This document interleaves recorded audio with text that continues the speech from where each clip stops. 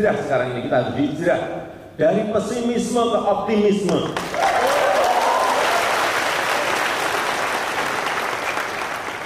Dari yang konsumtif ke yang produktif. Harus hijrah kita dari yang konsumtif ke yang produktif.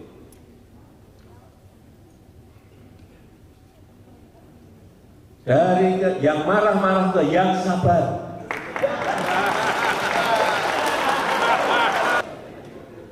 Hijrah dari yang senang perpecahan kepada yang senang persatuan.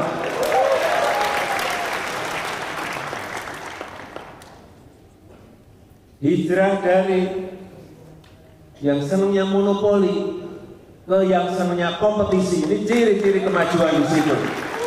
Harus senang kompetisi. Jangan senang diberi fasilitas dan diberikan hak monopoli. Nggak akan maju kita. Yang terakhir, hijrah dari yang individualistik kepada kolaborasi, bekerja bersama.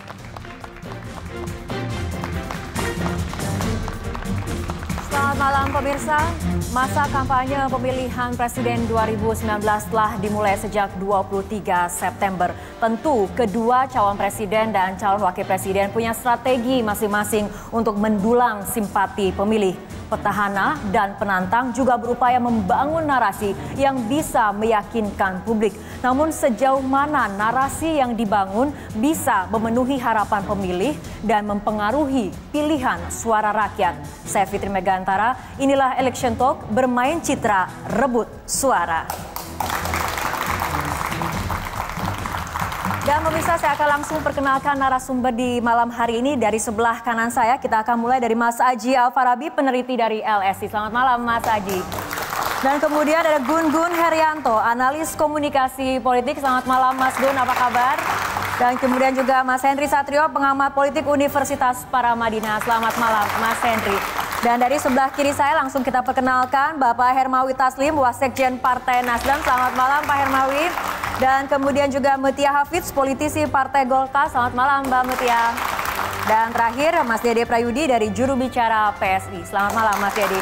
Terima kasih semuanya telah hadir bersama kami di Election Talk. Kita akan mulai dari Pak Hermawi terlebih dahulu. Pak Hermawi, tadi kita sudah dengarkan pernyataan Presiden Jokowi berulang kali mengulang kata hijrah. Apa yang menjadi pertimbangan pemilihan kata ini? Jadi sejak awal Presiden Jokowi itu kan membangun optimisme di masyarakat. Hijrah itu sebuah amanat yang sangat prinsip untuk membangun optimisme dari keadaan sekarang menjadi hal yang lebih maju. Tadi keadaan sekarang ini maksudnya seperti apa? Keadaan sekarang ini, ya misalnya masih adanya nuansa-nuansa negatifme, masih ada unsur-unsur yang menghambat persatuan. Tadi beliau mengatakan kan dari perpecahan kepada persatuan. Jadi memang demikianlah tugas seorang pemimpin, membangun rasa percaya diri rakyatnya untuk bersama-sama memikul tanggung jawab ke depan untuk mencapai kemajuan. Jadi pernyataan Presiden itu sangat prinsip menurut kami. Oke, Pak Hermawi, kita ke Mbak Mutia. Mbak Mutia tadi sudah disinggung mengenai dari Pak Hermawi mengenai adanya pesimisme ke optimisme. Menurut Anda narasi pesimisme seperti apa sih yang sedang bermain saat ini ataupun yang sedang marak terjadi? Narasi pesimisme. Saya rasa publik yang paling tepat menilai ya, karena kami juga bagian dari tim kampanye. Tapi bahwa kami di tim kampanye Pak Jokowi, Pak Maruf Amin melihat dan menyayangkan banyaknya narasi-narasi pesimisme yang kemudian terlontarkan. Kami memang tidak sampai menuduh bahwa ini terfabrikasi dengan baik, tapi paling tidak bahwa itu yang kita hadapi saat ini. Indikasi sederhananya mudah saja. Kalau kita buka sosial media, di situ banyak sekali ujaran kebencian, ujaran kemarahan. Berbeda sekali dengan misalnya pemilu di tahun 2004 misalnya ya, ketika Pak SBY berkontestasi dengan Ibu Megawati ya, tidak ada sesuatu yang personal sehingga yang ada adalah adu gagasan, adu ide, tidak terlalu kemudian menyerang pribadi seperti isu-isu seperti isu komunisme, isu non-Islam dan lain-lain. Oke, kembali kita ke Mas Gun. Bagaimana tanggapan Anda menyoroti apa sedang yang terjadi saat ini? Ya, ini kan masa yang memang krusial karena harusnya masa kampanye itu menjadi punya konten yang memersuasi basis pemilih dengan tawaran-tawaran program ke depan. Artinya solusi-solusi yang ditawarkan oleh kedua pasangan capres-cawapres untuk memperbaiki ragam persoalan di Republik ini. Tetapi kemudian memang ada distorsi di sana-sini terkait dengan, kalau saya istilahkan di ranah akademik, dialektika relasional, ketegangan-ketegangan yang biasanya lazim ada akibat perbedaan kepentingan. Dan itu sebenarnya lumrah karena gesekan ragam peristiwa letupan di kontestasi elektoral itu suatu hal yang biasa. Hanya masalahnya harus ada komitmen dari masing-masing pihak untuk memastikan bahwa perdebatan ini didorong ke arah yang lebih produktif. Contohnya adalah bicara program.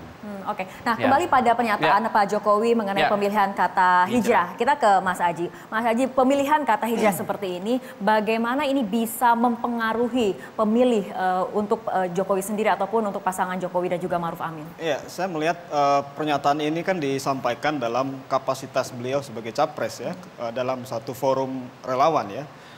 Dalam kapasitas sebagai capres tentunya saya melihat Pak Jokowi berusaha membangun contrasting ya dengan penantang ya, bahwa beliau adalah tokoh yang secara otentik memang tokoh yang positif ya, selalu membangun optimisme dan itu mungkin bisa dilacak dari rekam jejak beliau ya selama ini. Dan saya melihat pemilihan kata hijrah ini sebetulnya juga mengandung satu narasi pembeda ya, artinya bahwa jangan kita kembali pada masa lalu misalnya ya, melihat ke depan ada progres, ada keberlanjutan dari proses yang telah dilakukan oleh beliau selama 5 tahun ya, periode Pak Jokowi.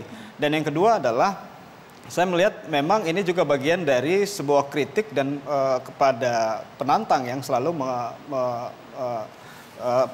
menyatakan narasi-narasi pesimisme dan narasi negatif dalam kritik-kritik terhadap pemerintah. Kritik kepada penantang yang kerap membangun narasi pesimisme. Seperti itu Anda melihatnya, Mas Dede?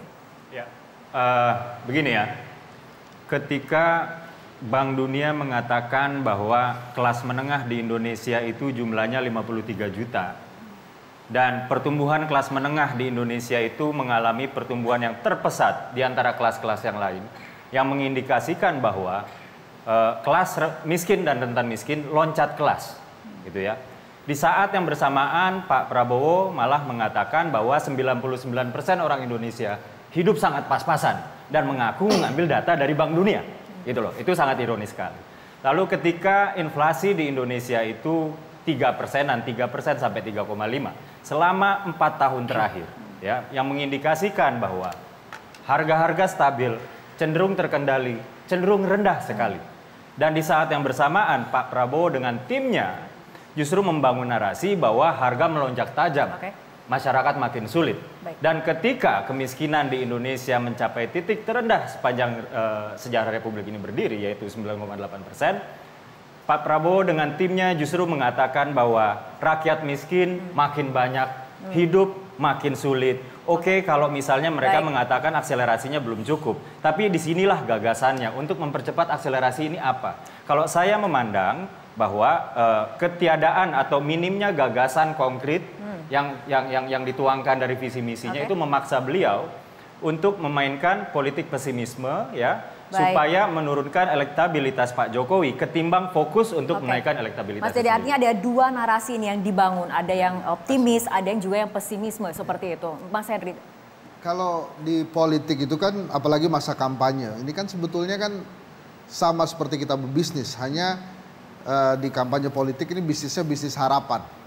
Maka pada saat Pak Jokowi mengatakan hal yang positif, hijrah gitu ya, dari sebelumnya ke posisi yang dia inginkan, ini dia memang berusaha untuk menciptakan momentum optimisme yang menurut Mas Dede berbeda dengan oposisi gitu. Tapi yang saya ingin katakan ya sah-sah saja, dua-duanya mencoba membangun momentumnya masing-masing. Toh perjalanannya juga masih jauh. So artinya kalau dalam persepak bolaan di lapangan hijau ini sama-sama sedang mencari gaya permainan. Artinya tidak ada yang salah dengan membangun dua narasi seperti itu.